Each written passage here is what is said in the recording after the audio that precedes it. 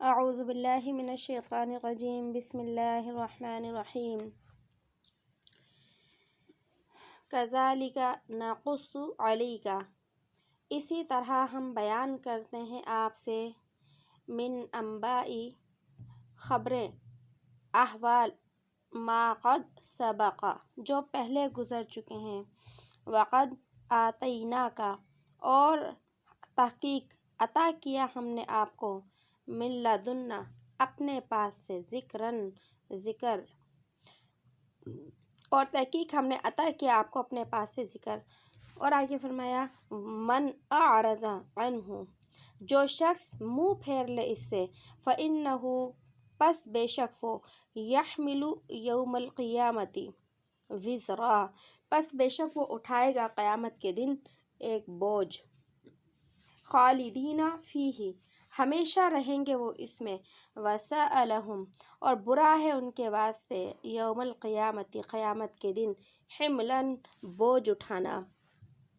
یوم ینفخ جس دن پھونکا جائے گا، فی الصور سور میں، ونحشر المجرمین اور ہم جمع کریں گے مجرموں کو، یومئذ اس دن، زرقا نیلی آنکھوں کے ساتھ، اور جس دن ہم جمع کریں گے مجرموں کو نیلی آنکھوں کے ساتھ، یتخافتون بینہم وہ چپکے چپکے کہتے ہوں گے، یتخافتون وہ چپکے چپکے یا آہستہ آہستہ کہیں گے آپس میں، ان لبثتم الا عشرا کہ تم نہیں ٹھہرے مگر 10 دن، نحن اعلم ہم خوب جانتے ہیں، بما یقولون جو کچھ وہ کہتے ہیں، اذ یقول امثلہم جب وہ کہتے ہیں، جب بولے گا اس وقت کہے گا ان میں سے ایک اچھی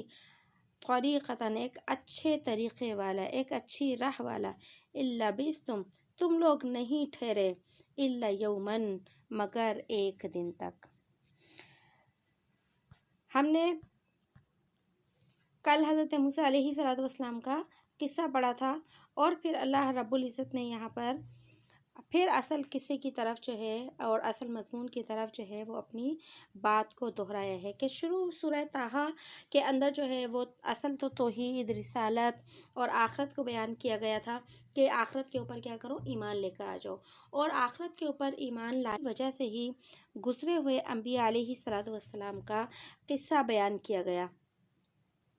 اور موسیٰ علیہ السلام کے قصے کو جو ہے بڑی تفصیل سے ذکر کیا گیا، اور اس کے بعد جو ہے پھر اللہ رب العزت نے ان آیات کے اندر سب سے پہلے قرآن مجید کا ذکر کیا، کہ ہم نے جو ہے جتنے بھی انبیاء علیہ السلام کے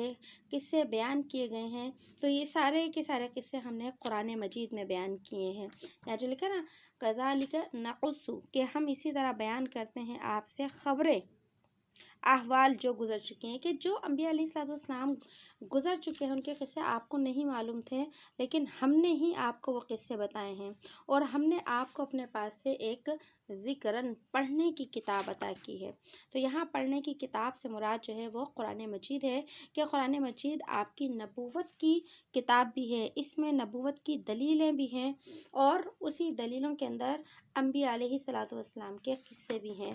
اور آگے اللہ نے فرمایا من اعرض جو شخص اس قرآن مجید سے منہ پھیر لے، تو وہ قیامت کے دن جب آئے گا تو اس کے اوپر ایک بوجھ ہوگا، اور جو شخص بوجھ ہوگا کس چیز کا، گناہوں کا بوجھ ہوگا۔ اب قرآن کریم سے منہ پھیر لینے کا مطلب کیا ہے؟ اعراض کر لینا یا قرآن مجید سے منہ پھیر لینا، اس کا مطلب ہے کہ جو قرآن کریم سے منہ پھیرنے کی مختلف شکلیں ہوتی ہیں۔ نمبر 1، قرآن کریم کی کوئی تلاوت کی طرف دھیان ہی نہیں دیتا، قرآن مجید کی تلاوت ہی نہیں کرتا، یہ بھی قرآن کریم سے اعراض کرنے کی ایک شکل ہے۔ اسی طرح نمبر 2، قرآن پڑھنے کی اور قرآن کو سیکھنے کی فکر نہیں کرتا کہ اس قرآن میں لکھا کیا ہے، یہ بھی قرآن کریم سے منہ موڑنے کی جو ہے وہ ایک شکل ہے اور اعراض کرنے کی ایک شکل ہے۔ اسی طریقے سے اگر کوئی شخص غلط قرآن کریم پڑھتا ہے اور اس کو صحیح کرنے کی فکر بھی نہیں کرتا، یا اور اگر پڑھنا بھی آتا ہے مگر بے دلی سے اور بے پرواہی سے پڑھتا ہے، یہ بھی قرآن کریم سے منہ موڑنے کی جو ہے وہ شکل میں آتا ہے۔ اسی طریقے سے قرآن کریم کی طرف توجہ نہ دینا، اس کے احکام کو سمجھنے کی کوشش نہ کرنا، یہ بھی قرآن کریم سے منہ موڑنے کے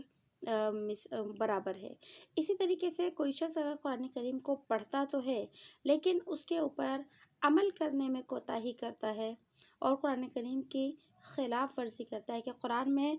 حکم کچھ آیا ہے اور اپنی عملی زندگی کے اندر وہ عمل کچھ کرتا ہے، تو یہ بھی قرآن کریم سے منہ موڑنے کا جو ہے ایک ذریعہ ہے، منہ موڑنے کی ایک شکل ہے۔ اور سب سے بڑا قرآن کریم سے اعراض کرنے کی ایک شکل کیا ہے کہ قرآن کریم کے اوپر ایمان لے کر نہ آئے۔ تو مشرکین مکہ جو تھے وہ تو قرآن کریم کے اوپر ایمان لے کر آتے ہی نہیں تھے، تو اس طریقے سے انہوں نے جو ہے قرآن کریم سے کیا کیا، منہ موڑا۔ اور آج کے جو کمزور سے ہم جیسے جو مسلمان ہیں وہ مختلف شکلوں سے کیا کرتے ہیں، قرآن کریم سے منہ موڑتے ہیں، یا تو تلاوت نہیں کرتے، اگر پڑھتے ہیں تو صحیح پڑھنے کی فکر نہیں کرتے، اور اگر قرآن پڑھتے تو ہیں مگر قرآن کو سمجھنے کی فکر نہیں کرتے کہ قرآن میں لکھا کیا ہے، اور اگر قرآن کو سمجھ لیتے ہیں کسی طریقے سے تو پھر کیا ہے، اس کے پڑھنے میں لاپرواہی کرتے ہیں یا پھر اس پر عمل کرنے کے اندر لاپرواہی کرتے ہیں۔ تو اللہ پاک نے قرآن کریم سے کسی بھی طرح اعراض کرنے والے کے لیے فرمایا کہ قیامت کے دن جو ہے جب وہ شخص آئے گا تو فرمایا من اعرض عنہ، جس نے منہ موڑ لیا اس قرآن کریم سے، فإنہ یحمل، تو وہ بوجھ اٹھائے گا قیامت کے دن، وزرا، ایک بڑا بوجھ، اور یہ بوجھ کس کا ہوگا، قیامت کا بوجھ ہوگا۔ روایات میں آتا ہے حدیث مبارکہ کے اندر کہ انسان کے برے اعمال اور جتنے بھی گناہ ہوں گے قیامت کے روز اس کے اوپر جو ہے ایک بوجھ بنا کر لاد دیے جائیں گے۔ جیسے کہ انسان کوئی وزن اٹھاتا ہے، جب انسان اپنی طاقت سے زیادہ کوئی وزن اٹھاتا ہے تو اس کی کمر بھی جھک جاتی ہے، اس کی گردن بھی جھک جاتی ہے، تو اسی طرح قرآن کریم میں بتایا ہے کہ اس کے بوجھ جو ہے اس کے اوپر وزن کی شکل میں جو ہے وہ لاد دیے جائیں گے۔ اور آگے اللہ پاک نے فرمایا خالدین فیہ، ہمیشہ رہیں گے اس میں، کہ یہ کفار اور یہ اللہ کے نافرمان جو قرآن کریم کا انکار کرتے ہیں، تو یہ قیامت جب جہنم میں جائیں گے تو یہ ہمیشہ ہمیشہ کے عذاب میں رہیں گے، کبھی وہ نکالے نہیں جائیں گے۔ اور فرمایا وَسَأَلَهُمْ، اور برا ہے ان کے لیے قیامت کے دن اس بوجھ کا اٹھانا۔ ان کے اوپر تو کفر کا بوجھ ہوگا، تو کفر کا جو بوجھ ہوگا وہ کس قدر زیادہ ہوگا کہ وہ اس بوجھ کو اٹھا نہیں سکیں گے۔ جو لوگ دنیا کے اندر ایمان قبول کر لیتے ہیں اور اعمال کی زندگی گزارتے ہیں، یا اگر گناہ ہو جاتے ہیں تو پھر توبہ کر لیتے ہیں، اللہ کو راضی کر لیتے ہیں، اللہ پاک ان کے اس بوجھ کو دور فرما دیں گے۔ اور آگے فرمایا یوم ینفخ، جس دن سور کے اندر پھونکا جائے گا، کہ جب قیامت آئے گی اور یہ ساری دنیا ختم ہو جائے گی۔ ہر انسان کی زندگی میں تو دیکھیں قیامت نہیں آئے گی، بہت سارے لوگ دنیا سے مر چکے ہیں اور قیامت آنے سے پہلے بھی بہت سارے لوگ دنیا سے مر جائیں گے، لیکن قیامت جب قائم ہوگی تو سارے کے سارے لوگ کیا ہوں گے، موجود ہوں گے، اور جب فرشتہ دوسرا سور پھونکے گا تو اس وقت سارے کے سارے مرے ہوئے لوگ زندہ ہو کر جو ہے وہ کھڑے ہو جائیں گے۔ تو اللہ نے فرمایا کہ جس دن سور کے اندر پھونکا جائے گا تو پھر کیا ہوگا، نحشر المجرمین یومئذ، اس دن ہم گھیر کر لے کر آئیں گے، ہم جمع کر کے لے کر آئیں گے مجرموں کو، اور ان کی ایک نشانی بتائی، یومئذ زرقا، ان کی آنکھیں کیسی ہوں گی، نیلی ہوں گی، ان کی آنکھیں نیلی ہوں گی۔ یہ آنکھیں جو نیلی ہوتی ہیں تو ان آنکھوں کے نیلے پن کو بدترین رنگ شمار کیا جاتا ہے۔ ہمارے ہاں تو دنیا میں خوبصورتی کے معیار الگ ہیں، اور جو ہے مختلف قسم کے جو ہے آنکھوں کے رنگوں کو پسند کیا جاتا ہے، ان میں ایک بلو کلر کی آنکھیں، نیلے رنگ کی آنکھیں بھی ہوتی ہیں، جن کی آنکھیں نیلی نہیں ہوتی تو وہ اپنی آنکھوں کو مختلف رنگ دینے کے لیے جو ہے وہ لینسز کا بھی استعمال کرتے ہیں۔ لیکن نیلی آنکھوں کی رنگت اللہ نے جہنمی لوگوں کی بیان کی ہے کہ جہنمی جو ہے وہ خوف اور دہشت کی وجہ سے ان کی آنکھیں کیا ہو جائیں گی، نیلی پڑ جائیں گی۔ اور آگے فرمائے یتخافتون بینہم، اور چپکے چپکے کہتے ہوں گے آپس میں کہ نہیں ٹھہرے مگر 10 دن، کیا مطلب ہے کہ جب قیامت کے دن وہ اٹھ کے کھڑے ہوں گے تو وہ ساری زندگی جو ہے وہ قیامت کا انکار کرتے رہے تو پھر کیا ہوگا کہ جب اس قیامت کے دن وہ کھڑے ہوں گے اور زندہ ہوں گے تو وہ آپس میں چپ کے بات کریں گے. کیا کہیں گے کہ ہم تو یہی سمجھتے تھے کہ مر کر زندہ ہونا ہی نہیں ہے، ہم تو ساری زندگی جو ہے اس چیز کا انکار کرتے رہے، لیکن اب پتہ چلا کہ ہم تو زندہ ہو گئے، اور زندہ بھی کیا ہوا، بہت جلدی زندہ ہو گئے. یہ لکھا نا اللہ عشرہ، 10 دن. ان میں سے کہے گا مجھے تو ایسا لگتا ہے کہ ہم مرنے کے بعد جو ہے نا 10 دن تک جو ہے بس قبروں میں رہے ہیں، اس کے فوراً بعد قیامت آ گئی. اب یہ کیوں کہیں گے؟ انہیں مرے ہوئے برسوں گزر چکے ہوں گے، ہزاروں سال گزر چکے ہوں گے، لیکن یہ کہیں گے کہ ہمیں تو لگتا ہے کہ صرف 10 ہی دن ہوئے ہیں. یہ 10 دن یہ قیامت قبر کی عذاب کو بھول جائیں گے، قبر کی ہولناکی کو بھول جائیں گے، قبر کی مشقت کو بھول جائیں گے، اس وجہ سے کہ جب یہ قیامت کے دن میدان حشر کے عالم کو دیکھیں گے تو انہیں لگے گا کہ قبر میں تو کچھ ہوا ہی نہیں تھا جو اب ہونے. اس وجہ سے اس دن کی ہولناکی کو دیکھ کر کہیں گے کہ ہم تو بس 10 دن ٹھہرے ہیں، اتنی جلدی جو ہے قیامت آ گئی. اب آگے قرآن کریم نے فرمایا ایک اور کہ ان میں سے ایک اور جو شخص ہوگا نا وہ دوسرا کہے گا. اب دوسرا ایک اور شخص کہے گا، وہ بھی انہی کا ساتھی ہوگا. وہ کہے گا نہیں، ہم جو ہے نا قبروں میں 10 دن نہیں ٹھہرے، بلکہ ہم تو نا یوں لگتا ہے جیسے قبر میں صرف ایک ہی دن رہیں. یہ جو آیت ہے نا نحن اعلم بما یقولون، ہم کو خوب معلوم ہے جو ہم کہتے تھے، یعنی ہمیں معلوم ہے، ہم تو کہتے تھے قیامت نہیں آئے گی، لیکن یہ تو قیامت آ گئی. پھر ان میں سے ایک شخص جو ہے وہ کہے گا لبثتم الا یوما، ہم نہیں ٹھہرے مگر ایک دن، قیامت کی ہولناکی کو دیکھ کر. اس کے بعد اللہ پاک نے فرمایا وَيَسْأَلُونَكَ عَنِ الْجِبَالِ، اور وہ آپ سے سوال کرتے ہیں پہاڑوں کے بارے میں. فَقُلْ، تو آپ کہہ دیجئے يَنْسِفُهَا رَبِّي نَسْفًا،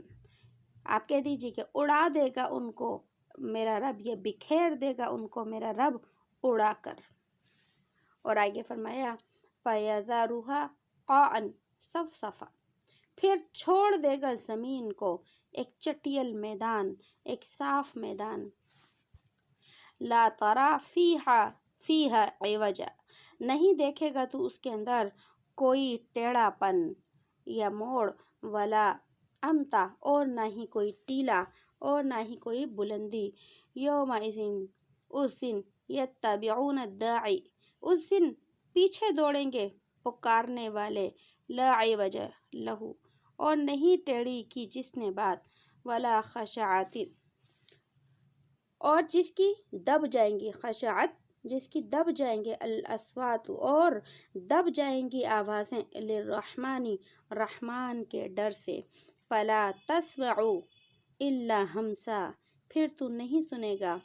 مگر آہستہ آواز. یہاں پر اللہ رب العزت نے قیامت کے دن جو ہے پیش آنے والے منظروں کو جو ہے بیان کیا گیا. تم تو صرف قیامت کا ہی انکار کرتے ہو،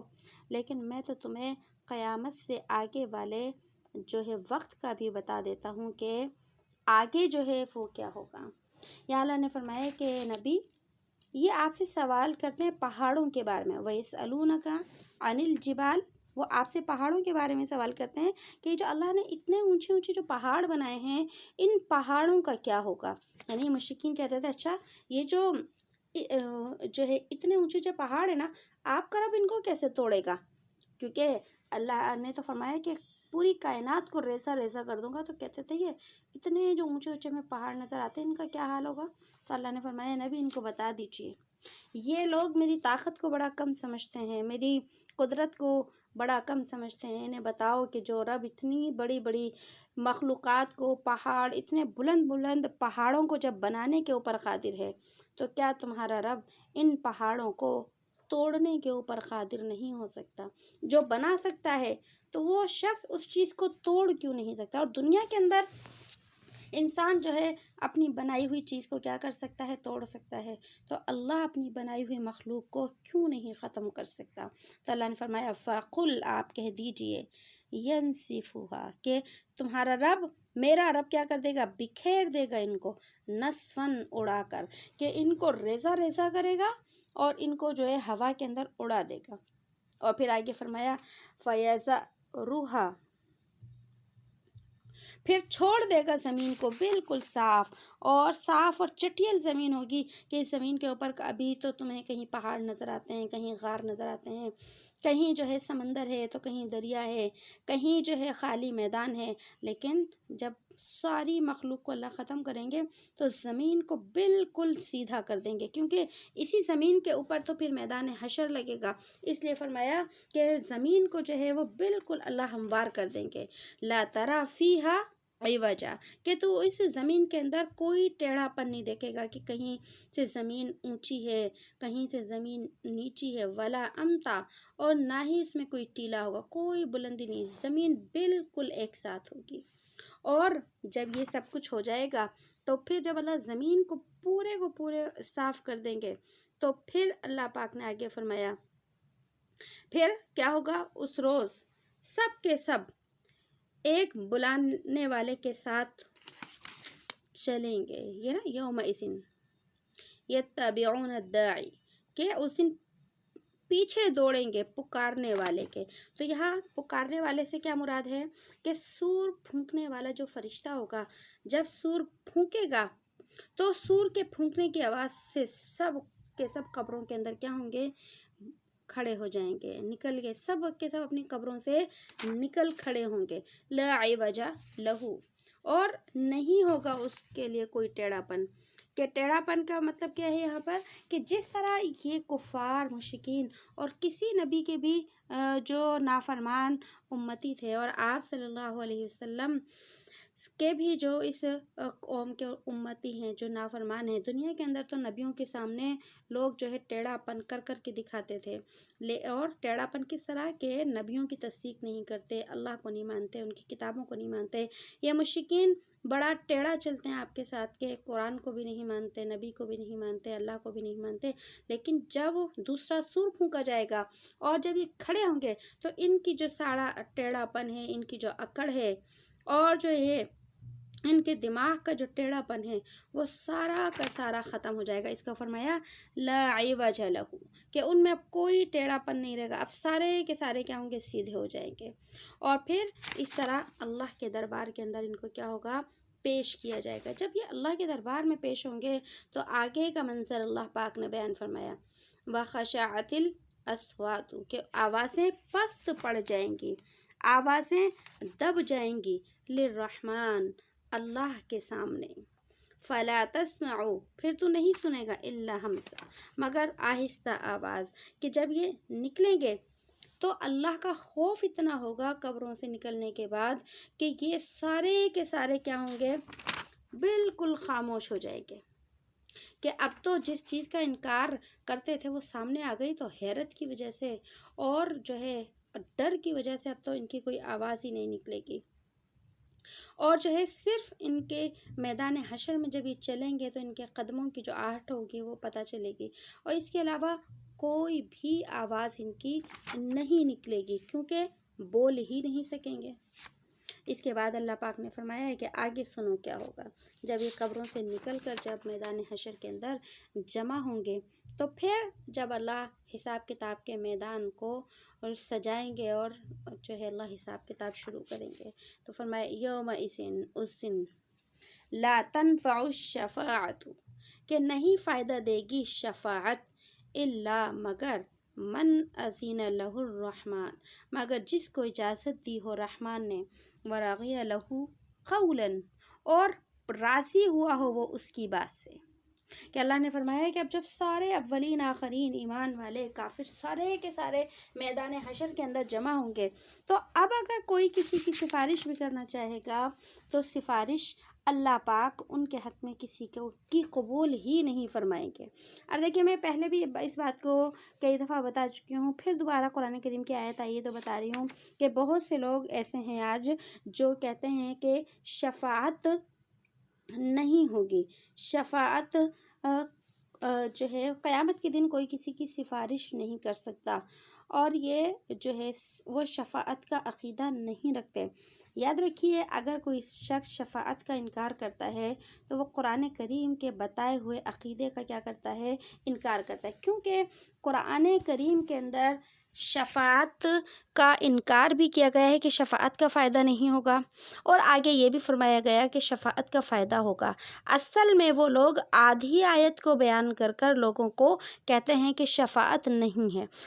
حقیقت میں شفاعت کہہ لیں یا سفارش کہہ لیں، وہ کفار کے حق میں نہیں ہوگی کہ جو شخص کفر کی حالت میں دنیا سے چلا گیا، اس کی سفارش کرنے والا قیامت کے دن کوئی بھی نہیں ہوگا، اور کفار کے لیے اللہ کسی کو سفارش کرنے کی اجازت بھی نہیں دیں گے، نہ کسی فرشتے کو، نہ کسی نبی کو، اور نہ ہی کسی امتی کو، کوئی بھی سفارش نہیں کر سکتا۔ تو یہاں جو آتا ہے لا تنفع الشفاعہ، کہ شفاعت نہیں نفع دے گی، اس سے مراد کفار ہوتے ہیں، کیونکہ آگے اللہ نے فرمایا الا، مگر، من اذن، جس کو اجازت دے رحمان،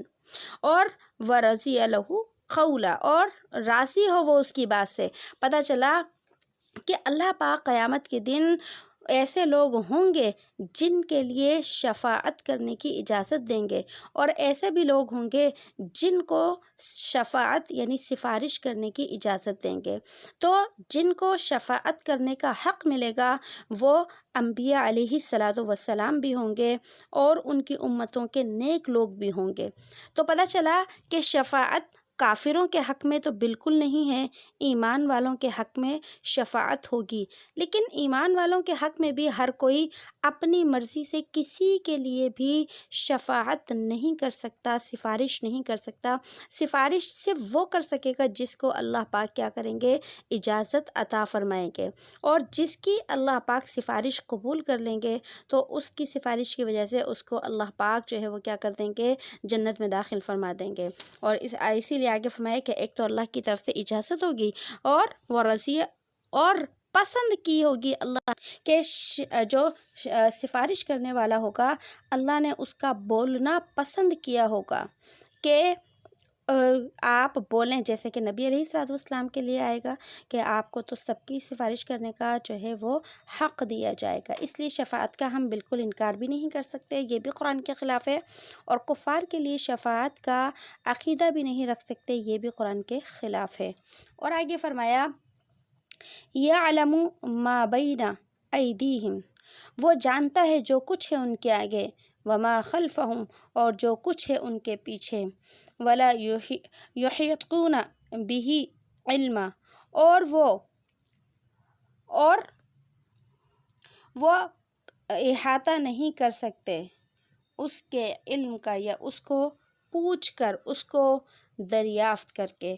کہ اللہ پاک کیا فرما رہے ہیں کہ اللہ وہ ذات ہے، وہ طاقت ہے، جس رب سے تمہارا واسطہ ہوگا وہ رب وہ ذات ہے جو سب کے اگلے پچھلے احوال کو جانتا ہے، ایمان والوں کے بھی سارے آگے پیچھے کے احوال کو جانتا ہے، کہ وہ زندگی میں، اپنی زندگی میں کیا کیا کر کر جو ہے آگے بھیج رہے ہیں، اللہ وہ بھی جانتا ہے، اور اپنے مرنے کے بعد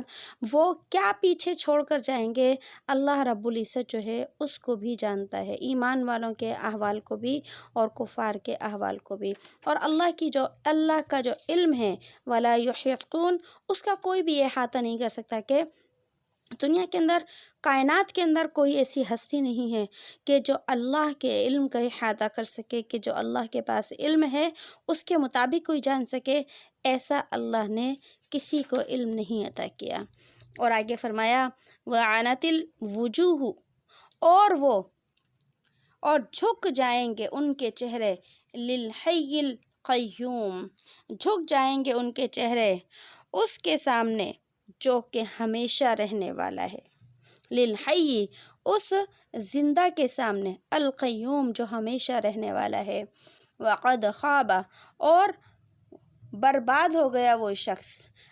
ناکام ہو گیا وہ شخص، من حمل ظلمًا، جس نے اٹھایا بوجھ ظلم کا۔ اب بوجھ ظلم کا مطلب کیا ہے؟ کہ قیامت کے دن سارے کے سارے لوگ جو ہوں گے اللہ رب العزت کے سامنے جھکے ہوں گے، کہ جو دنیا میں کبھی اللہ کے سامنے نہیں جھکے، نہ انہوں نے اپنی گردنوں کو ایمان کے لیے جھکایا، نہ اپنی پیشانیوں کو اللہ کے دربار میں جھکایا۔ سارے متکبرین، سارے دنیا کے منکرین، ان سب کا تکبر ختم ہو جائے گا، ان سب کا کفر ختم ہو جائے گا، ان کا شرک جو ہوگا وہ ختم ہو جائے گا، اور عاجزی سے ان کے چہرے کیا ہوں گے؟ اللہ کے آگے جھکے ہوئے ہوں گے۔ جس طرح کوئی باغی ہو، جب اس کو پکڑ لیا جائے اور مالک کے سامنے پیش کیا جائے تو وہ کس طرح گردن کو لٹکا کر کھڑا ہوتا ہے، اللہ نے منظر بیان کیا کہ جب یہ ہمارے دربار کھڑے ہوں گے تو اپنی گردنوں کو جھکا کر کھڑے ہوں گے۔ اور ناکام ہو گیا وہ شخص جس نے کیا کیا کہ ظلم کا بوجھ اٹھایا۔ ظلم کے بوجھ سے یہاں کفر اور شرک ہے کہ جو شخص ایمان والا ہے وہ کسی نہ کسی درجے میں بخشا جائے گا، لیکن جو کافر اور شرک اور کفر کی حالت میں دنیا سے گیا اس کی کبھی بھی جو ہے وہ بخشش نہیں ہوگی۔ پھر آگے فرمایا وَمَن يَعْمَلْ، اور جو شخص کرتا، جس شخص نے کیے مِنَ الصَّالِحَاتِ، نیک عمل، وَهُوَ مُؤْمِنٌ، اور وہ ایمان والا ہے، فَلَا يَخَافُ ظُلْمًا، پس نہیں ہوگا اس کو خوف ظلم کا، وَلَا حَزْمًا، اور نہ ہی نقصان پہنچنے کا۔ اب اللہ پاک نے یہاں پر نیک اعمال کرنے والوں کا ذکر فرمایا ہے کہ جو شخص دنیا کے اندر نیک اعمال کرتے ہوں گے، اور آپ دیکھیں نیک اعمال، اور ساتھ میں اللہ نے فرمایا وَهُوَ مُؤْمِنٌ، وہ ایمان بھی رکھتا ہوگا۔ ایک نقطہ سمجھ لیجیے یہاں پر کہ پتہ چلا کہ اگر کوئی شخص نیک اعمال تو دنیا میں کرتا ہے، نیک اعمال وہ نیک اعمال جس کو ہمارے دین نے بھی نیک اعمال شمار کیا ہے، لیکن وہ شخص ایمان نہیں رکھتا تو قیامت میں اللہ کے نزدیک اس کے ان نیک اعمال کی کوئی بھی قیمت نہیں ہوگی۔ جیسے دین اسلام میں کمزوروں کی مدد کرنا اور غریبوں کی مدد کرنا، لوگوں کے لیے جو ہے وہ کوئی بھی نیک چھوٹے سے چھوٹا عمل ہو، بڑے سے بڑا، جیسے پانی پلانا، کھانا کھلانا، غریبوں کی مدد کرنا اور مستحقوں کی مدد کرنا، کمزوروں کی مدد کرنا، کسی کو حوصلہ دینا، کسی کو تسلی دینا، کسی کی عیادت کرنا، کسی کی کسی بھی طریقے سے جو ہے خیر خواہی کا معاملہ کرنا، دین اسلام نے ان سارے کاموں کو کیا کیا ہے؟ نیکی قرار دیا ہے۔ اب جو دین اسلام میں عبادات ہیں، دیکھیں وہ تو کیا ہے؟ وہ صرف تو نمازیں ہیں، روزے ہیں، یہ تو صرف ایمان والے کرتے ہیں، لیکن یہ جو اور کام ہیں، ہمسایوں کا خیال کرنا، اور اسی کے ساتھ ہمدردی، خیر خواہی کے ساتھ جو ہے دوسروں کے ساتھ پیش آنا، یہ کام کافر بھی کرتے ہیں۔ اب اگر کوئی شخص ایسا ہے جو کہ اس طرح کے نیک کام کرتا ہے لیکن وہ کافر ہے، تو اللہ اس کے ان نیک کاموں کا صلہ اسے بدلہ دنیا میں تو دے دیں گے، لیکن قیامت کے دن اس کے لیے ان نیک کاموں کا کوئی بھی اجر نہیں ہوگا، کیونکہ قیامت کے دن اللہ کے ہاں سب سے پہلی جو چیز ہے، جو شرط ہے، وہ ہے ایمان، اور ایمان ان کے پاس نہیں ہوگا۔ تو پتہ چلا کہ قیامت کے دن نیک اعمال اسی شخص کے معتبر ہوں گے جس کے سینے میں لا الہ الا اللہ ہوگا، جس کا جو ہے یقین قرآن کے اوپر ہوگا، اور جس کا ایمان اللہ رب العزت کی ذات پر ہوگا، اور جس کا ایمان نبی علیہ الصلوۃ والسلام کی نبوت کے اوپر ہوگا۔ جب اس کے بغیر اگر کوئی شخص پہاڑوں کے برابر بھی نیکیاں لے کر چلا گیا لیکن اس کے دل میں ایمان نہیں ہے تو پھر اس کی کوئی بھی نیکی اللہ کے نزدیک قابل قبول نہیں ہے۔ اب اللہ نے فرمایا کہ جو نیک ہوں گے تو پھر کیا ہے؟ فَلَا يَخَافُ ظُلْمًا، وہ کسی ظلم کا خوف نہ رکھیں۔ اب یہاں ظلم کا مطلب کیا ہے کہ جو شخص نیکیاں لے کر آئے، ایمان بھی ہوگا، تو اس کے ساتھ کوئی زیادتی نہیں ہوگی کہ اس نے نیکیاں زیادہ کی ہوں اور جو ہے اس کو بدلہ کم ملے، ایسا نہیں ہوگا۔ اور اس نے اگر کچھ نیکیاں کی ہوں اور اس کے نامہ اعمال میں وہ نیکیاں مٹا دی گئی ہوں، ایسا بھی نہیں ہوگا۔ اور اسی کے ساتھ ساتھ ایسا بھی نہیں ہوگا کہ کوئی نیکی کم لکھ دی جائے، اسی طرح یہ بھی نہیں ہوگا کہ اس نے کوئی گناہ کیا ہی نہ ہو اور فرشتوں نے اس کے نامہ اعمال میں وہ گناہ لکھ دیا ہو، ایسا کچھ بھی نہیں ہوگا۔ نہ نیکی کوئی کم لکھی جائے گی، نہ کوئی گناہ زیادہ لکھا جائے گا، نہ نیکی کا ثواب کم دیا جائے گا، اور نہ ہی گناہ کا جو ہے عذاب زیادہ دیا جائے گا۔ اس لیے اللہ نے فرمایا اس کے ساتھ کوئی بے انصافی نہیں ہوگی، ولا حزما، اور نہ ہی کوئی نقصان پہنچے گا کہ اس کا جرم تھوڑا سا ہو اور اسے سزا قیامت کے دن زیادہ مل جائے، ایسا نہیں۔ اللہ عادل ہیں اور اللہ کے یہاں ہر چیز کا عدل کے ساتھ فیصلہ ہوگا۔ اور آگے فرمایا وَكَذَلِكَ انزلناہ، اور اسی طرح اتارا ہم نے قرآن کو عربین، عربی زبان میں، اور صرفنا فیہ، اور پھیر پھیر کر سنائی ہم نے اس میں، من الوعیدی، ڈرانے کی باتیں، لعلہم یتقون، تاکہ تم ڈرو، تاکہ وہ ڈریں، او یحدث لہم، یا ڈالے ان کے دل میں، ذکرن، ڈالے ان کے دل کے اندر کوئی نصیحت۔ اب اللہ پاک فرما رہے ہیں کہ میرے بندو، یہ قرآن جو میں نے تمہیں دنیا میں جو ہے دیا، اور یہ سب سے مقدس کتاب جو ہے اس امت کو اللہ نے دی، تو یہ قرآن صرف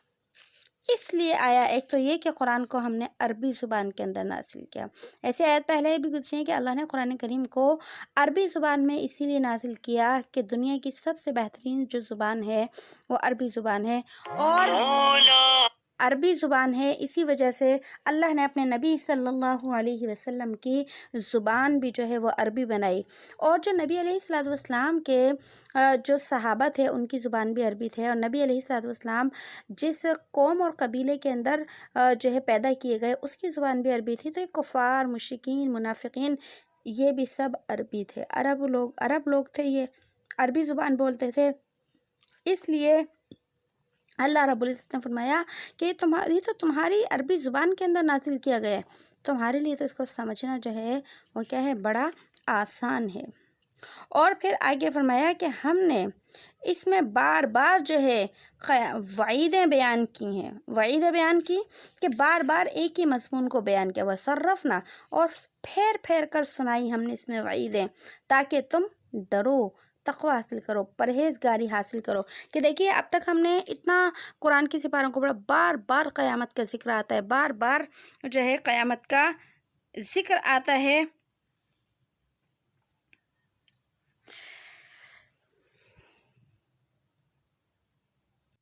تو یہاں یہ فرمایا کہ اللہ پاک نے بار بار کیوں، دیکھیں کہیں بار بار حضرت موسیٰ علیہ السلام کا قصہ آ رہا ہے، کبھی مشرکین مکہ کا ذکر آ رہا ہے، کبھی قیامت کا ذکر آ رہا ہے، کبھی حشر کا ذکر آ رہا ہے، بار بار پھر جنت کو بیان کیا جا رہا ہے، بار بار جہنم کو بیان کیا جا رہا ہے۔ تو اللہ نے اس کی حکمت بیان فرمائی کہ دیکھو میں بار بار جو قیامت کو میں وعیدوں کو ذکر کرتا ہوں، وعید سے مراد ہے ڈرانے کی باتیں، کہ اب قیامت کے دن یہ ہوگا، اور قبروں کے اندر جب مرنے کے بعد کیا ہے یہ ہوگا،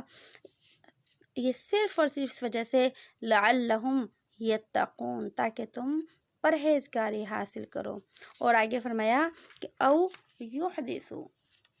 لہم ذکرا، کہ تم کیا کرو، کہ ڈرو اس سے، اور جو ہے یہ چیز قرآن کریم تمہارے لیے کیا بن جائے، نصیحت بن جائے، نصیحت بن جائے۔ کہ اگر اللہ پاک دیکھیے قرآن کریم کو،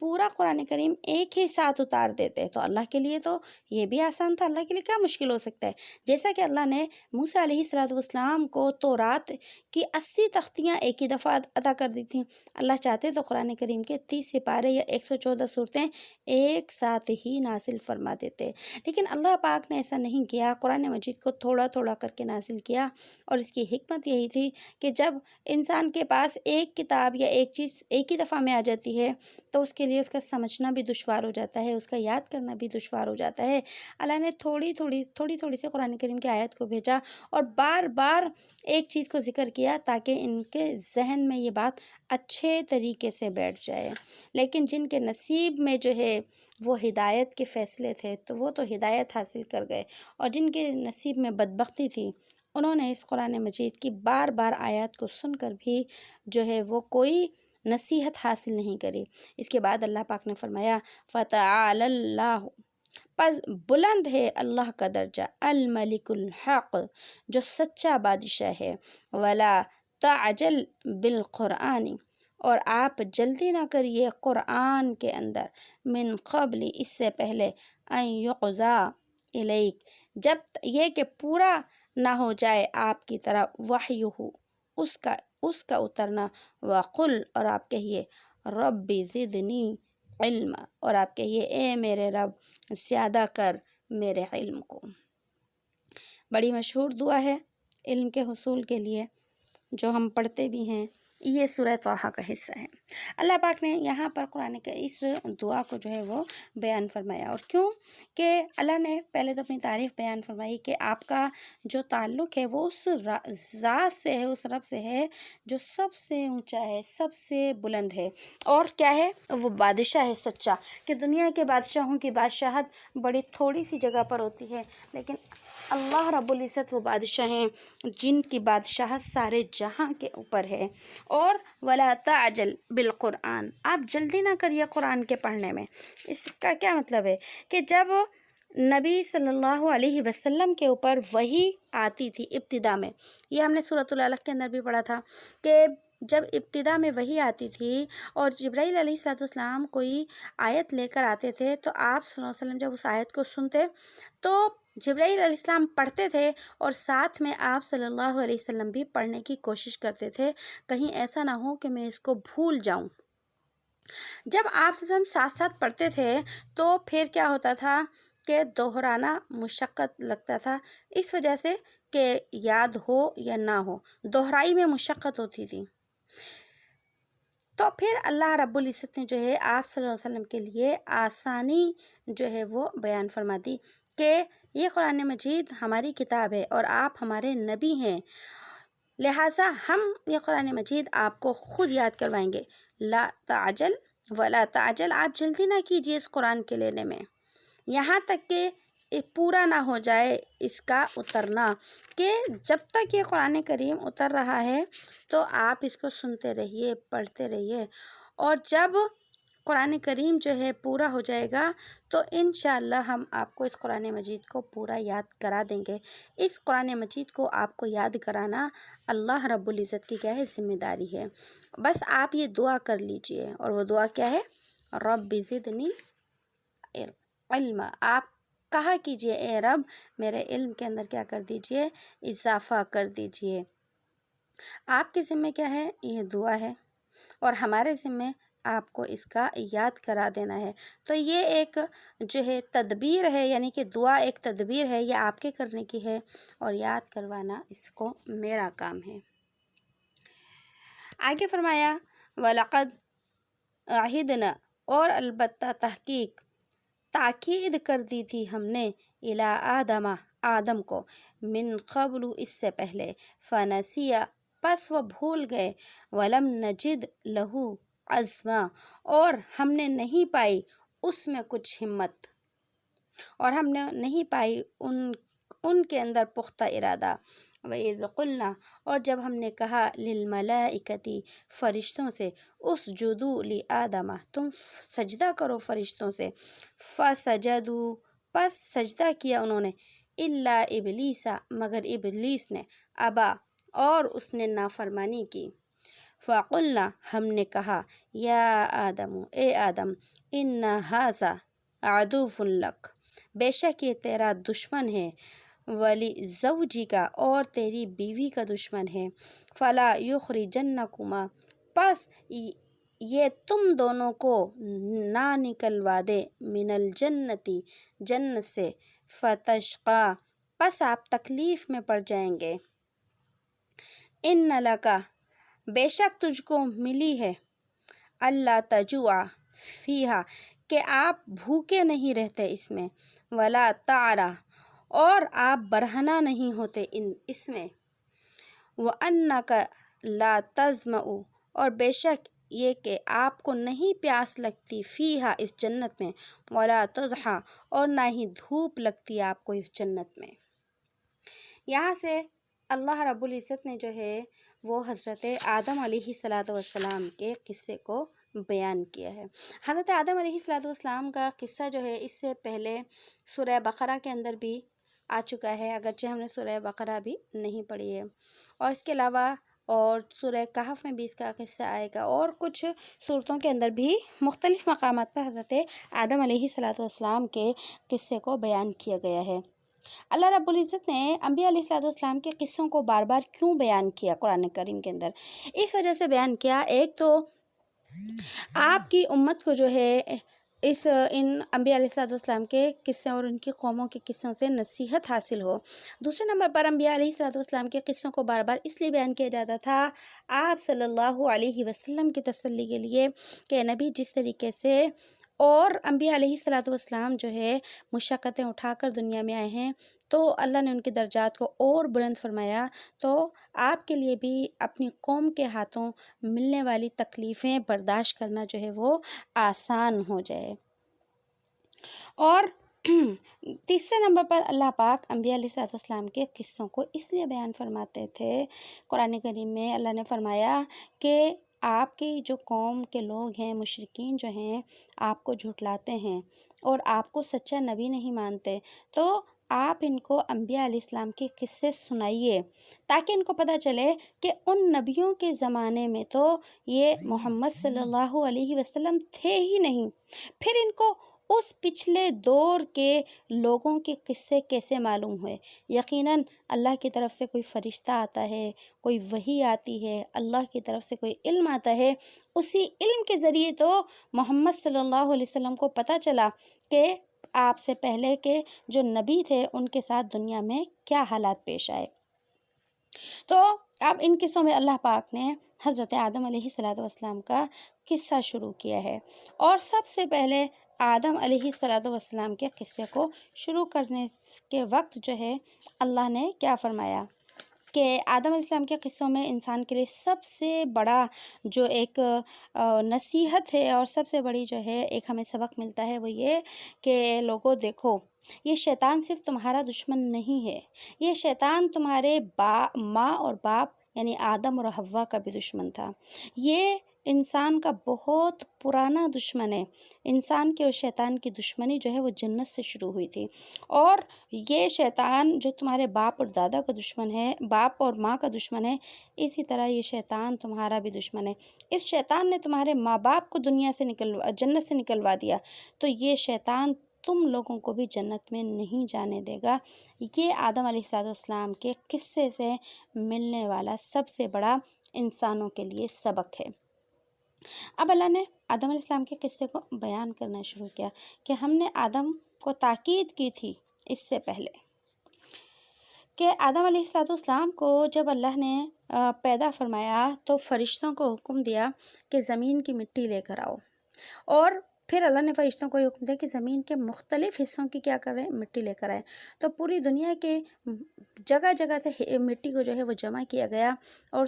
زمین کے مختلف حصوں کی مٹی سے آدم علیہ السلام کے پتلے کو بنایا گیا۔ جب آدم علیہ السلام کے پتلے کو اللہ نے اپنی دست قدرت سے بنایا، عام انسانوں کی پیدائش کا طریقہ کار الگ ہے، لیکن آدم علیہ السلام کائنات کے پہلے انسان تھے، اس لیے اللہ نے ان کو اپنے دست قدرت سے بنایا۔ یہ آدم علیہ السلام کی تخصیص ہے۔ اور پھر اللہ پاک نے جب آدم علیہ السلام کا پتلا بن گیا تو اللہ نے روح جو ہے آدم علیہ السلام اپنی روح میں سے اپنی طرف سے روح آدم علیہ السلام کے پتلے کے اندر پھونکی تھی۔ جب آدم علیہ السلام کا پتلا بنا تو اللہ پاک نے تمام فرشتوں کو حکم دیا کہ آدم کو کیا کریں، سجدہ کریں۔ تو سب مشہور قصہ ہے کہ سب نے سجدہ کیا سوائے جو ہے ابلیس کے۔ ابلیس نے دوسری جگہ پر اللہ نے مکالمہ ابلیس کا اور جو ہے اپنا بیان کیا ہے کہ جب اللہ نے حکم دیا ابلیس کو اور فرشتوں کو تو سارے فرشتے جھک گئے، لیکن جو ہے ابلیس نہیں جھکا۔ تو اللہ نے اسے پوچھا کہ تو نے سجدہ کیوں نہیں کیا، تو سجدہ کیوں نہیں کرتا؟ کہنے لگا کہ اللہ تجھے تو سجدہ کرنے کے لیے تیار ہوں، لیکن آدم کو سجدہ کرنے کے لیے تیار نہیں ہوں، کیونکہ آدم کو تو نے مٹی سے بنایا ہے اور مجھے تو نے آگ سے بنایا ہے۔ خلقتنی من نار، کہ مجھے تو نے آگ سے پیدا کیا اور اس کو تو نے مٹی سے پیدا کیا، اور مٹی کمتر ہے اور آگ برتر ہے، میں اونچی مخلوق ہوں، یہ نیچی مخلوق ہے، اس لیے میں اس کو سجدہ نہیں کر سکتا۔ تو پھر اللہ نے اسے کیا کر دیا تھا، ہمیشہ کے لیے ملعون قرار دیا تھا، اور جو ہے دنیا سے جنت سے نکال دیا تھا۔ جب اللہ نے اس کو جنت سے نکالا تو اس نے اللہ سے جو ہے ایک درخواست کی تھی اور اللہ سے ایک مہلت مانگی تھی، اور وہ مہلت یہ تھی کہ اللہ تو مجھے قیامت تک کی زندگی دینا، دنیا میں تو انسان آتے ہیں مر جاتے ہیں، انبیاء علیہ السلام آئے دنیا سے تشریف لے گئے، لیکن اس نے مہلت مانگی تھی اللہ سے کہ اے اللہ تو کیا کرنا کہ مجھے مہلت دینا۔ اللہ نے کہا کہ جا تجھے مہلت ہے۔ پھر اس نے اللہ سے کہا کہ اے اللہ میں جو ہے اولاد آدم کی وجہ سے جب جنت سے نکلا ہوں تو میں اولاد آدم کو جنت میں جانے نہیں دوں گا، اولاد آدم کو جنت میں جانے نہیں دوں گا۔ اور کہا کہ میں اولاد آدم کے دائیں طرف سے بھی آؤں گا، یعنی بہکاؤں گا اسے، دائیں طرف سے بھی آؤں گا، بائیں طرف سے بھی آؤں گا، آگے سے بھی آؤں گا اور پیچھے سے بھی آؤں گا۔ اللہ نے کہا کہ جا تجھے مہلت ہے، جا جو تیرا ہوگا تیرے داؤ کے اندر آئے گا اسے تیرے ساتھ جہنم کے اندر ڈالوں گا، اور جو میرا ہوگا اس کی بخشش کروں گا۔ تو جب یہ اس کا مکالمہ جو ہے یہ ہو رہا تھا اللہ سے، تو اس وقت آتا ہے روایت میں کہ فرشتے دیکھ رہے تھے۔ جب فرشتے دیکھ رہے تھے تو فرشتوں نے اس وقت اللہ رب العزت سے ایک سوال کیا اور اللہ سے پوچھا کہ اللہ اس شیطان نے یہ کہا کہ تیرے بندوں کے دائیں طرف سے، بائیں طرف سے، آگے سے اور پیچھے سے آؤں گا اور انہیں بہکاؤں گا، تو فرشتے کہنے لگے اے اللہ تیرے بندے پھر شیطان کے داؤ سے کیسے بچیں گے؟ جب چاروں طرف سے شیطان حملے کرے گا، ان کے ایمان کے اوپر حملے کرے گا اور ان کے اوپر گناہوں کے حملے کرے گا، تو تیرے بندے کیسے بچیں گے؟ تو اللہ نے فرمایا اے میرے فرشتوں، شیطان نے 4 سمتیں بیان کی، لیکن شیطان 2 سمتیں بھول گیا، اور 2 سمتیں اللہ نے فرمایا ایک وہ اوپر کی سمت بھول گیا اور ایک وہ نیچے کی سمت بھول گیا۔ پھر اللہ نے فرمایا کہ جب شیطان میرے بندوں کے اوپر حملہ کرے گا اور وہ نیچے کی سمت پر جب اپنی جو ہے پیشانیوں کو جھکائیں گے اور میرے جو ہے پیشانیوں کو جھکائیں گے اور اپنے ہاتھوں کو اوپر کی سمت اٹھائیں گے اور مجھ سے دعائیں کریں گے، تو میں ان کے لیے بخشش کے فیصلے کروں گا۔ تو شیطان نیچے کی سمت سے انسان کو نہیں بہکا سکتا اور اوپر کی سمت سے نہیں بہکا سکتا۔ اس کا مطلب یہ ہے کہ جب انسان گناہ کے اوپر توبہ کرنے کے لیے اپنی پیشانی کو جھکاتا ہے اور پھر اوپر کی سمت اپنے ہاتھوں کو اٹھاتا ہے، تو اللہ اس کے صرف گناہوں کو نہیں معاف کرتا، اللہ تو اس کے کفر کو بھی معاف کر دیتا ہے۔ تو یہاں پر شیطان کا قصہ بیان کیا جائے گا۔ تو اللہ نے جب آدم علیہ السلام کو جنت میں رکھا، تو یہ شیطان جو تھا یہ تو ظاہر سی اس نے کیا کیا تھا، حسد کیا تھا۔ کائنات کے اندر اور آسمانوں سے اوپر جنت میں جو سب سے پہلا گناہ ہوا تھا وہ حسد کا گناہ ہوا تھا، کہ اس کو یہ حسد ہی تو ہوا تھا کہ اللہ نے آدم کو وہ مقام دے دیا، حالانکہ میں جو تھا یہ ابلیس جو تھا نا، یہ بھی جنت میں رہا کرتا تھا اور اس نے کم و بیش 14,000 سال اللہ کی عبادت کی تھی، اور یہ سردار تھا، حالانکہ جن تھا لیکن اللہ نے اسے سب کا سردار بنا رکھا تھا۔ اس کو یہ حسد ہوا کہ ایک زمین کی جو مخلوق تھی اللہ نے اس کو اتنا اونچا مقام دے دیا، کیونکہ جو فرشتے تھے ان کو اللہ نے نور سے پیدا کیا، ابلیس کو اللہ نے آگ سے پیدا کیا، اور یہ جو آدم تھے یہ نیچے کی مخلوق، نیچے کی مٹی سے بنے۔ تو پھر اللہ نے جب آدم علیہ السلام کو پیدا کیا تو فرشتوں سے سجدہ کروایا۔ یہ آدم علیہ السلام کی عظمت کی دلیل تھی کہ آسمان کے سارے فرشتوں نے حضرت آدم علیہ السلام کو سجدہ کیا، اور پھر جو ہے اللہ نے آدم علیہ السلام کو علم بھی عطا فرمایا تھا۔ سورہ بقرہ میں انشاءاللہ ہم پڑھیں گے وہاں پر کہ اللہ نے کن چیزوں کا علم آدم علیہ السلام کو عطا کیا تھا۔ تو اس کو یہ حسد ہوا، جب اس کو حسد ہوا تو اس نے جو ہے پھر جو ہے تدبیریں اختیار کرنا شروع کر دیں کہ اس آدم کو میں جنت میں نہیں رہنے دوں گا۔ اللہ پاک نے آدم علیہ السلام کی ٹیڑھی پسلی سے اماں حوا کو پیدا کیا۔ آدم علیہ السلام پہلے جنت میں اکیلے رہتے تھے، جنت کے محلوں میں رہتے، جنت کی غذا کھاتے، جنت کی ہواؤں میں سانس لیتے، لیکن آدم علیہ السلام کا دل جو تھا وہ جنت میں نہیں لگتا تھا۔ آتا ہے کہ ایک دن آدم علیہ السلام سو رہے تھے کہ اللہ نے ان کی پسلی سے اماں حوا کو پیدا کیا۔ بڑی مشہور بات ہے نا کہ عورت کو جو ہے مرد کی ٹیڑھی پسلی سے پیدا کیا گیا، تو یہ حقیقت ہے کہ اللہ نے حضرت اماں حوا کو حضرت آدم علیہ السلام کی ٹیڑھی پسلی سے پیدا کیا، اور پھر اللہ نے ان کے درمیان جو ہے وہ نکاح کرا دیا۔ آدم علیہ الصلوۃ والسلام اور اماں حوا کا جب نکاح اللہ پاک نے جنت میں کرایا تو آدم علیہ الصلوۃ والسلام سے فرمایا کہ آدم اس حوا سے نکاح کرنے کے لیے تجھے مہر ادا کرنا پڑے گا، اور فرمایا کہ مہر کیا ہوگا؟ پوچھا مہر کیا ہوگا؟ تو اللہ نے فرمایا کہ میرے آخری زمانے میں آنے والے پیغمبر کے اوپر درود پڑھنا تیرے اور حوا کے مہر کا جو ہے وہ نکاح کا مہر ہوگا۔ پھر اللہ نے جنت میں آدم اور حضرت حوا کا نکاح کروایا۔ جب دونوں میاں بیوی بن گئے تو اللہ پاک نے ان کو ایک تلقین کی تھی، اور وہ تلقین یہ کی تھی کہ جو ہے اس جنت میں کہیں بھی گھومنا پھرنا، کچھ بھی کھانا، لیکن یہ جو ایک مخصوص جو درخت ہے نا، اس درخت کے قریب نہیں جانا۔ باقی ساری جنت کے باغات، نعمتیں تمہارے لیے کیا ہے؟ کھولی ہوئی ہیں، استعمال کرنے کی اجازت ہے، لیکن یہ ایک مخصوص درخت ہے، اس درخت کا نام کہیں بھی نہیں آیا۔ بعض لوگ کہتے ہیں گندم کا دانہ کھا لیا تھا، اس طریقے سے نہیں، نہ قرآن میں نہ کہیں پر اس درخت کا کوئی نام نہیں آیا۔ جو بھی درخت تھا، جس چیز کا بھی تھا، اللہ نے اس کے پھل کھانے کو بھی منع کر دیا تھا، اس کے پھولوں کو کے قریب جانا بھی، حتیٰ کہ درخت کے قریب جانے کو بھی کیا ہے؟ منع کر دیا تھا۔ اب یہ جو ابلیس تھا نا، یہ تو دشمن تھا ہی آدم علیہ السلام کا۔ اللہ نے یہ بھی فرما دیا تھا کہ آدم، یہ ابلیس تمہارا دشمن ہے، کیونکہ سجدے سے انکار کر چکا تھا۔ ابلیس تمہارا دشمن ہے، اس کے بہکانے میں نہیں آ جانا کہیں، اور اگر تم اس کے بہکانے میں آ گئے تو تم مصیبت کے اندر آ جاؤ گے۔ یہ ہے نا، یہ والی آیت ہے کہ فرمایا اللہ پاک نے کہ جب جو ہے فتشقہ کے الفاظ ہے آگے والی آیت میں، جو میں آپ کو بتا رہی ہوں، کہ اللہ نے فرمایا کہ اگر تم نے اس کے بہکاوے میں آ گئے تو مصیبت کے اندر آ جاؤ گے۔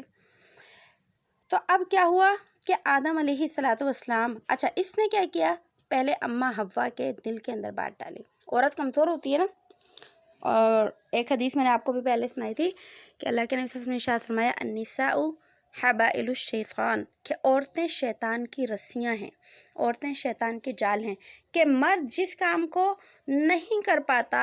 عورت کے ذریعے شیطان وہ کام کو کرا لیتا ہے۔ عورت ضد کرتی ہے، عورت آنسو بہاتی ہے، تو مرد کیا ہو جاتا ہے؟ کمزور پڑ جاتا ہے، اور پھر وہ کیا کرتا ہے؟ اس کام کو کر لیتا ہے اگر گناہ کا کام ہے۔ ویسے تو جائز باتیں بھی عورت کی مانی جاتی ہیں، لیکن جہاں پر گناہ کی بات ہوتی ہے تو عورت وہ بھی منوا لیتی ہے۔ تو شیطان کو پتا تھا کہ میرا داؤ جو ہے نا آدم علیہ السلام پر نہیں چلے گا، اس لیے اس نے اماں حوا کو استعمال کیا۔ اماں حوا کے دل کے اندر اس نے کیا بات ڈالی؟ اس نے یہ بات ڈالی کہ دیکھو،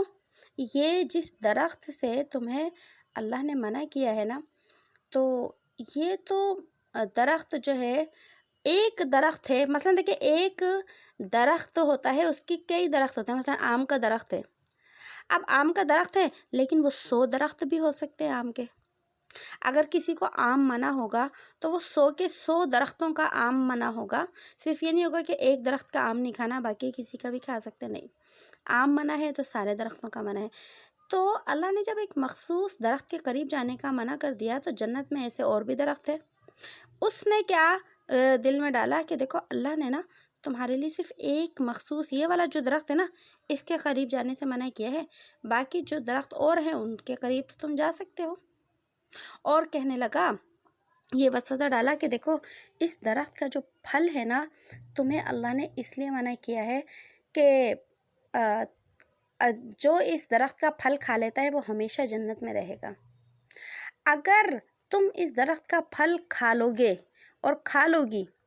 تو پھر کیا ہوگا؟ تم ہمیشہ ہمیشہ کے لیے جنت میں رہو گے اور ہمیشہ ہمیشہ اللہ کے قریب رہو گے۔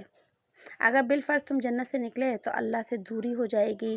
اللہ سے جو تمہارا قرب ہے وہ ختم ہو جائے گا، لہٰذا تمہیں تو چاہیے کہ تم اللہ کے قریب رہو، لہٰذا تم اس درخت کا پھل کھا لو تاکہ ہمیشہ ہمیشہ جنت میں اللہ کے قریب رہو۔ یہ اس نے جو ہے وہ وسوسہ اماں حوا کے دل کے اندر ڈالا، اور پھر اس کے ذریعے سے آدم علیہ السلام کی آزمائش آ گئی۔ جب انہوں نے جو ہے، اب کیا ہوا؟ اللہ نے تو آدم علیہ السلام کو پہلے ہی بتا دیا تھا کہ شیطان کے بہکاوے میں نہیں آ جانا۔ اب یہاں پر اللہ پاک نے فرمایا کہ آدم علیہ السلام اس عہد کو، میری اس بات کو کیا ہو گئے تھے، میری اس تاکید کو بھول گئے تھے۔ بھول گئے تھے، یہ فرمایا نا فنسیا، پس وہ بھول گئے تھے اور ہم نے ان کے اندر پختہ ارادہ نہیں پایا کہ اللہ رب العزت نے دیکھیے انسان کتنا بھی بڑے سے بڑا جو ہے وہ عالم فاضل متقی پرہیزگار کیوں نہ ہو، لیکن اللہ رب العزت نے جو ہے امت کے اندر ایک چیز رکھی ہے، وہ ہے جو ہے بھول جانا۔ جب انسان بھول کر کوئی کام کر لیتا ہے تو اس کے اوپر اس کا گناہ نہیں ہوتا۔ جیسے آپ روزے آ رہے ہیں، کوئی شخص بھول کر پانی پی لیتا ہے تو روزہ نہیں ٹوٹتا، بھول کر کھا لیتا ہے تو ظاہر سی بات ہے اس کا روزہ نہیں ٹوٹتا۔ تو اللہ رب العزت نے یہاں یہی فرمایا کہ آدم علیہ السلام نے جان بوجھ کے ایسا نہیں کیا تھا۔ آدم علیہ السلام جو ہے بھول گئے تھے، کیونکہ اللہ کی طرف سے آزمائش آنی تھی۔ اللہ کو تو دنیا بسانی تھی، دنیا بسانے کے لیے اللہ نے آدم علیہ السلام اور اماں حوا کو کیا کیا تھا؟ دنیا کے اندر بھیجنا تھا۔ تو پھر جو ہے جب یہ ہو گیا اور شیطانی وسوسہ اتنا زیادہ جو ہے طاقتور تھا کہ دونوں نے وہ جو ہے درخت کا پھل کھا لیا۔ تو آگے اللہ نے اسی کو بیان فرمایا وَإِذْ قُلْنَا، اور جب ہم نے کہا فرشتوں سے، اب آدم علیہ السلام کی جو ہے ہسٹری بتائی جا رہی ہے، تاریخ بتائی جا رہی ہے۔ ہم نے آدم سے کہا سجدہ کرو، فرشتوں سے کہا سجدہ کرو تو تمام فرشتوں نے سجدہ کر لیا سوائے ابلیس کے۔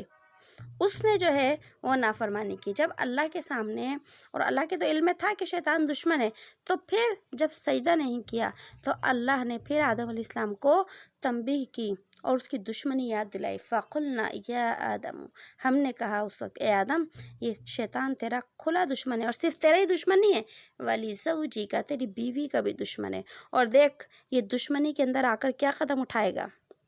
کہ یہ تم دونوں کو جنت سے نہ نکلوا دے، اس لیے تم کوئی بھی ایسا کام نہیں کرنا جس کی وجہ سے تمہیں جنت سے نکلنا پڑے، کسی بھی بہکاوے کے اندر نہیں آنا۔ اگر تم جنت سے نکل گئے تو فرمایا فَتَشْقَىٰ، تو تم تکلیف کے اندر پڑ جاؤ گے، مشقت کے اندر پڑ جاؤ گے۔ اب تکلیف اور مشقت کے اندر کیسے؟ اللہ نے فرما دیا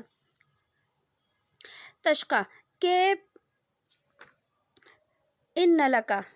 اللہ تجوع، کہ بے شک تیرے لیے یہ ہے کہ تو بھوکا نہیں۔ یہاں پر اللہ رب العزت نے جنت کی 4 نعمتوں کا جو ہے وہ ذکر فرمایا ہے، اور یہ جو 4 نعمتوں کا اللہ نے ذکر فرمایا ہے، یہ 4 نعمتیں وہ ہیں جو ہر انسان کی زندگی کی بنیادی ضرورت ہیں۔ دنیا میں بھی ہر امیر کی، ہر غریب کی، ہر ایمان والے کی، ہر کافر کی، ہر مرد کی، ہر عورت کی، ہر بچے کی، ہر بوڑھے کی، اور زندگی کے کسی بھی طبقے سے وہ شخص تعلق رکھتا ہو، یہ 4 چیزیں اس کی ضرورت ہیں جس کو اللہ نے یہاں قرآن میں بیان فرمایا۔ نمبر 1 کھانا، نمبر 2 پینا، نمبر 3 لباس، اور نمبر 3 رہنے کا گھر۔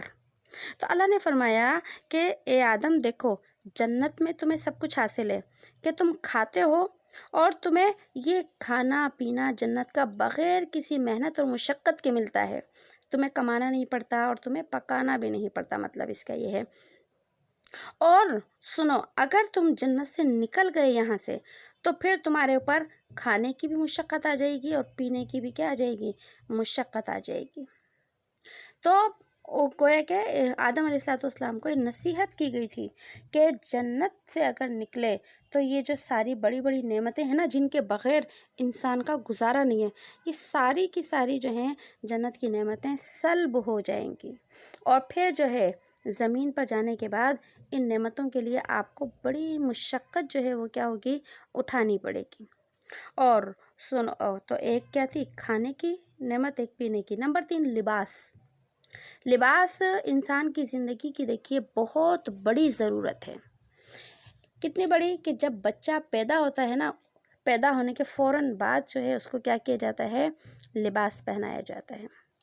لباس ہماری زندگی کی وہ ضرورت ہے جو 24 گھنٹے کی ضرورت کہلاتی ہے۔ دیکھیے کھانا پینا ہمارا 24 گھنٹے کا نہیں ہوتا، لیکن لباس ہماری 24 گھنٹے کی ضرورت ہے، اور زندگی کا کوئی بھی موقع ایسا نہیں ہے، کوئی بھی لمحہ ایسا نہیں ہے کہ انسان کے جسم کے اوپر لباس نہ ہو۔ خوشی ہو، غمی ہو، گھر ہو، باہر ہو، کاروبار ہو، سفر ہو، موت ہو، میت ہو، کسی بھی جگہ پر انسان ہو اور کسی بھی طبقے کا انسان ہو،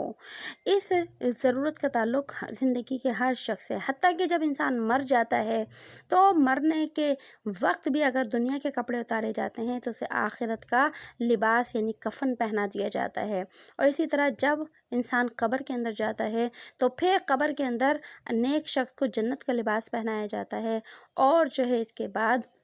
اور ایمان جو کافر ہوتا ہے اس کو جہنم کا لباس پہنایا جاتا ہے۔ اور اس کے بعد جب حشر کے میدان میں انسان سارے کے سارے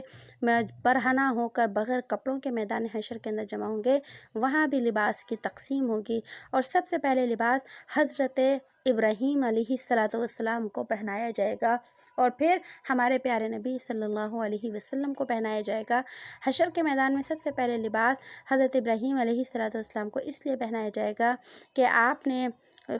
زمین کے اوپر شلوار کا استعمال سب سے پہلے کیا، جو لباس کے نام شلوار ہے اس کا استعمال سب سے پہلے سیدنا ابراہیم علیہ السلام نے کیا۔ اور اس کے علاوہ چونکہ ہمارے نبی صلی اللہ علیہ وسلم کے جد امجد ہیں، اس وجہ سے حضرت ابراہیم علیہ السلام کو جنت کا جو ہے لباس سب سے پہلے پہنایا جائے گا۔ دوسرے نمبر پر ہمارے نبی صلی اللہ علیہ وسلم کو لباس پہنایا جائے گا، لیکن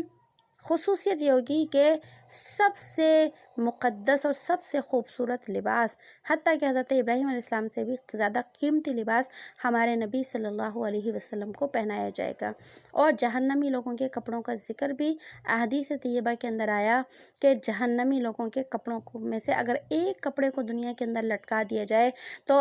ساری دنیا کی مخلوق جو ہے اس کپڑے کی بدبو سے جو ہے وہ مر جائے گی۔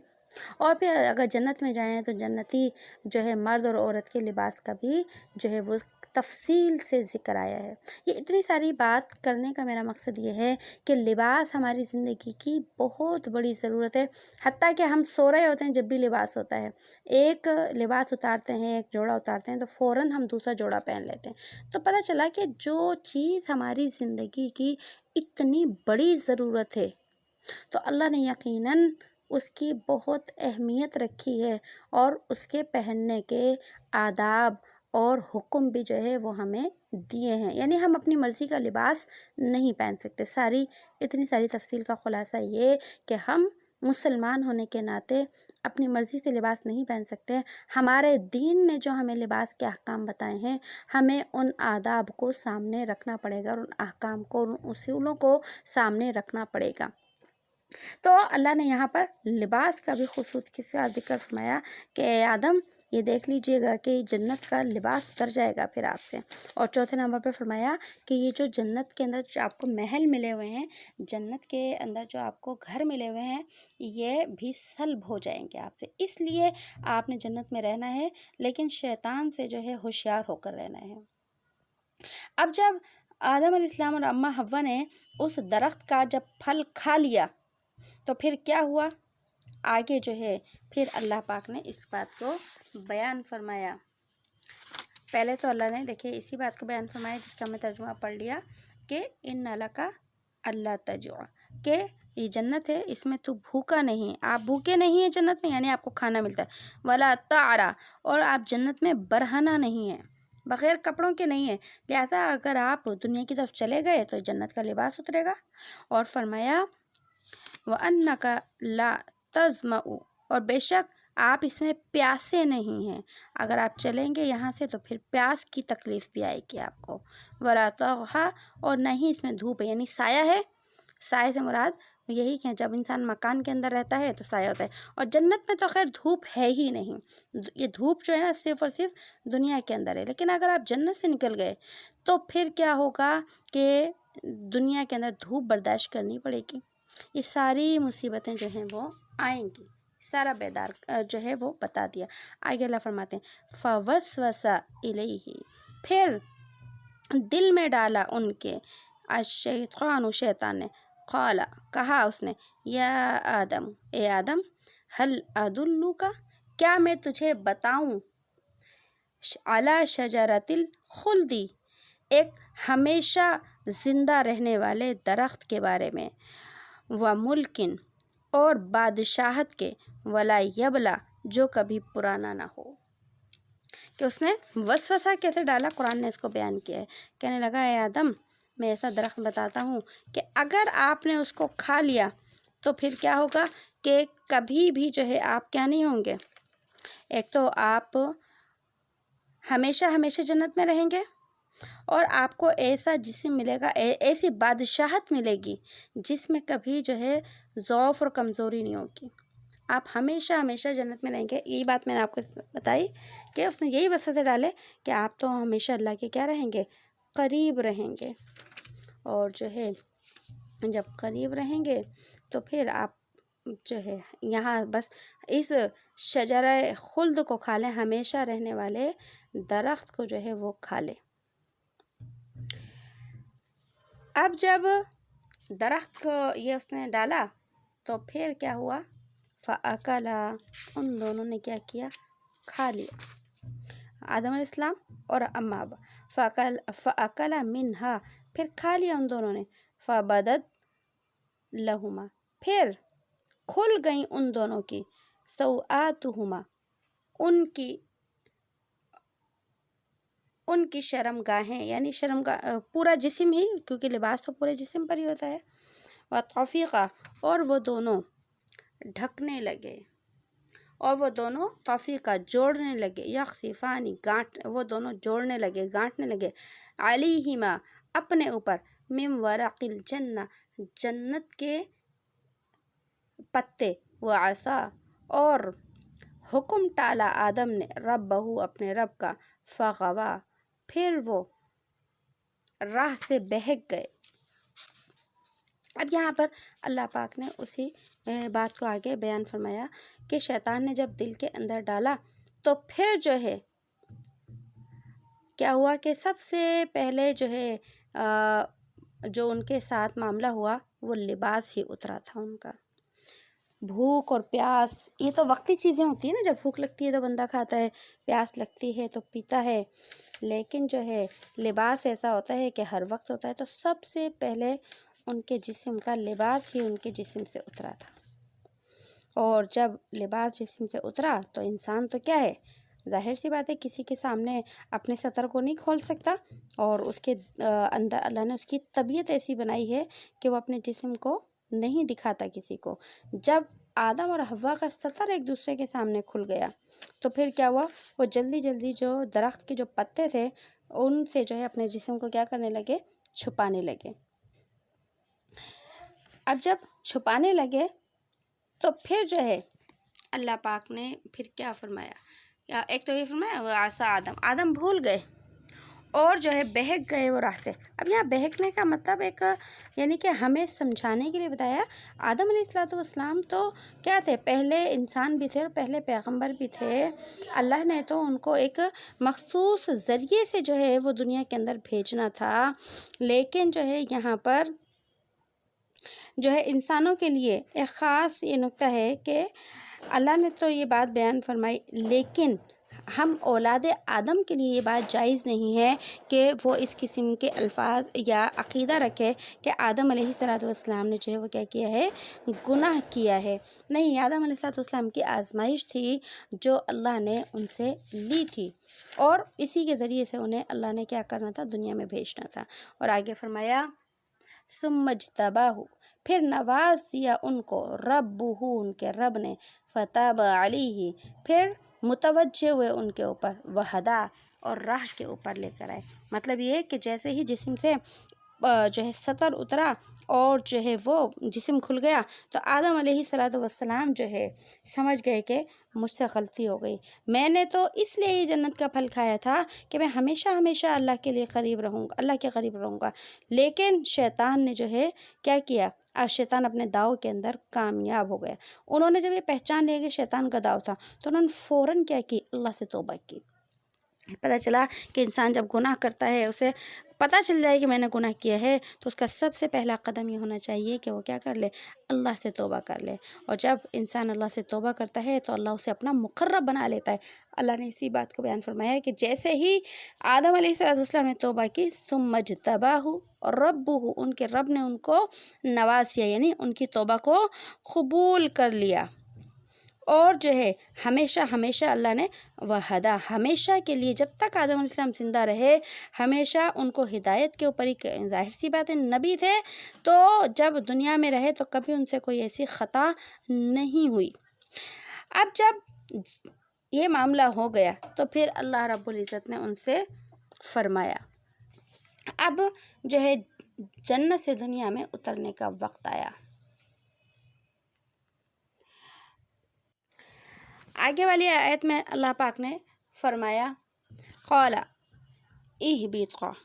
اہبطا منہا، اترو یہاں سے جمیعاً اکٹھے، اترو تم دونوں یہاں سے اکٹھے،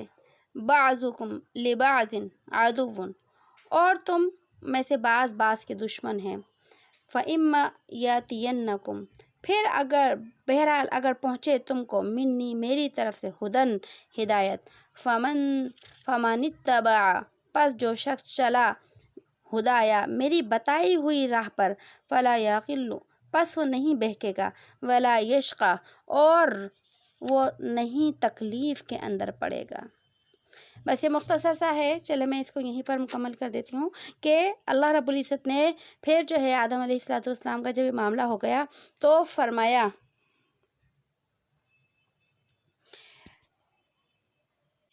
جی، تو اللہ پاک نے ان دونوں کو کیا کیا، نیچے اتارا۔ جب نیچے اتارا تو اللہ پاک نے جو ہے حضرت آدم علیہ السلام کو جو اتارا تھا، حضرت آدم علیہ السلام کو جب اللہ پاک نے اتارا تھا تو سری لنکا کے علاقے کے اندر اتارا تھا۔ اس زمانے کے اندر ظاہر ہے اس زمانے میں تو نام کیا ہوگا، یہ نام تو آج کے دور سے میں بتا رہی ہوں، یہ نام تو میں آج کے اعتبار سے آپ کو بتا رہی ہوں۔ اس زمانے میں تو آدم علیہ السلام اترے ہی پہلی مرتبہ زمین کے اوپر تھے، تو آج کا موجودہ جو سری لنکا ہے اس زمانے کے اندر اس زمانے میں اللہ نے آدم علیہ السلام کو یہاں اتارا تھا اور اماں حوا کو۔ اب کیا کیا اللہ نے، دونوں کے درمیان جدائیگی کر دی۔ دونوں کے درمیان جب جدائیگی کر دی تو اماں حوا کو اللہ پاک نے افریقہ کے علاقے میں اتارا تھا، جو آج موجودہ افریقہ کا علاقہ ہے جس نام سے، اس علاقے میں اللہ پاک نے اماں حوا کو اتارا تھا۔ اور آتا ہے تاریخ کے اندر، میں نے کتابوں میں پڑھا کہ اللہ پاک نے اماں حوا کو افریقہ کے ان علاقوں کے اندر کیوں اتارا، اور اللہ پاک نے آدم علیہ السلام کو سری لنکا کے جو علاقے میں کیوں اتارا۔ اس کی بہرحال حکمت ہی بتائی گئی ہے کہ چونکہ شیطان کا جو داؤ چلا تھا وہ حضرت اماں حوا کے اوپر چلا تھا۔ اماں حوا کے کہنے پر جو ہے کیا کیا تھا، جو ہے حضرت آدم علیہ السلام نے جنت وہ پھل کھایا تھا۔ اس وجہ سے جب اماں حوا کے اوپر جو ہے یعنی عورت کے اوپر جب شیطان کا داؤ چلا تو اللہ نے اس بنجر علاقے کے اندر جو ہے افریقہ کے ان علاقوں کے اندر جو ہے اماں حوا کو اتارا، اور چونکہ آدم علیہ السلام ان کی وجہ سے اس غلطی کے اندر مبتلا ہوئے تو اللہ نے سری لنکا کے سرسبز علاقے کے اندر جو ہے حضرت آدم علیہ السلام کو اتارا۔ بہرحال یہ تاریخی کتابوں کے اندر آتا ہے، لیکن یہ ہے کہ اللہ نے دونوں کو الگ الگ اتارا، اور جب دونوں کو الگ الگ اللہ پاک نے اتارا تو پھر کیا ہوا کہ آدم علیہ السلام توبہ اللہ سے کرتے رہے، اللہ سے توبہ کرتے رہے، کم و بیش 300 سال کا زمانہ آتا ہے کہ آدم علیہ السلام اللہ سے توبہ اور اور جو ہے گریہ وزاری کرتے رہے۔ وقت مقررہ پر اللہ پاک نے حضرت آدم علیہ السلام کی توبہ قبول کی۔ جب آدم علیہ السلام کی توبہ قبول کی تو پھر جو ہے آدم علیہ السلام کی ملاقات جو ہے وہ کہاں ہوئی؟ ادھر سے حضرت آدم علیہ السلام نے چلنا شروع کیا، ادھر سے اماں حوا نے چلنا شروع کیا، اور چلتے چلتے دونوں کی ملاقات میدان عرفات کے اندر جبل رحمت کے اوپر ہوئی کہ وہ جبل رحمت، وہ پہاڑ آپ لوگوں نے بھی دیکھا ہوگا، میں نے دیکھا ہے کہ بہت زیادہ اونچا نہیں ہے وہ جبل رحمت، اس کے اوپر آرام سے چڑھا جا سکتا ہے۔ تو جب ایک طرف سے حضرت آدم علیہ السلام چڑھ رہے تھے انہیں نہیں پتا تھا کہ دوسری طرف سے اماں حوا جو ہے اس پہاڑ کے اوپر چڑھ رہی۔ جب وہ بھی پہاڑ کی چوٹی پر پہنچے اور اماں حوا بھی پہاڑ کی چوٹی کے اوپر پہنچی تو دونوں میاں بیوی کی ایک دوسرے سے کیا ہو گئی؟ ملاقات ہو گئی۔ اور آپ نے دیکھا ہوگا کہ جبل رحمت کے اوپر ایک ستون بنا ہوا ہے۔ یہ ستون اسی جگہ کی یادگار کے طور پر بنایا گیا ہے کہ اس پہاڑ کے اس مقام پر اماں حوا اور حضرت آدم علیہ السلام کی ملاقات ہوئی۔ اب وہ ستون یادگار کے طور پر تو بنایا گیا ہے، لیکن آج کی جو ناواقف عوام ہے جب وہ جبل رحمت کے اوپر جاتی ہے، تو جس سال میرا عمرے پہ جانے کا جو ہے موقع آیا، ابھی کرونا سے پہلے ہی بس ہم لوگوں نے الحمدللہ عمرہ کیا تھا، تو میں نے خود وہاں پر دیکھا جبل رحمت کے اوپر جب گئے تو وہاں پر کتنے بیچارے ایسے لوگ تھے جو اندھی عقیدت کے اندر مبتلا تھے، اور وہ جو ہے جو ستون بنا تھا اس سمت منہ کر کے جو ہے نوافل پڑھ رہے تھے، حالانکہ بیت اللہ کا رخ جو ہے کسی اور طرف تھا اور وہ ستون کی طرف منہ کر کے نماز پڑھ رہے تھے۔ تو یہ ساری چیزیں جہالت کی ہوتی ہیں۔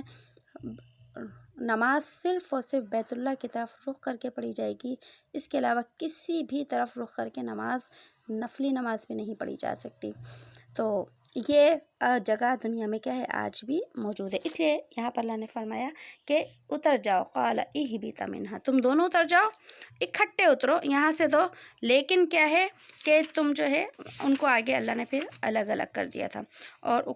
جب دنیا میں اتار دیا تو پھر اللہ نے یہ بھی فرما دیا کہ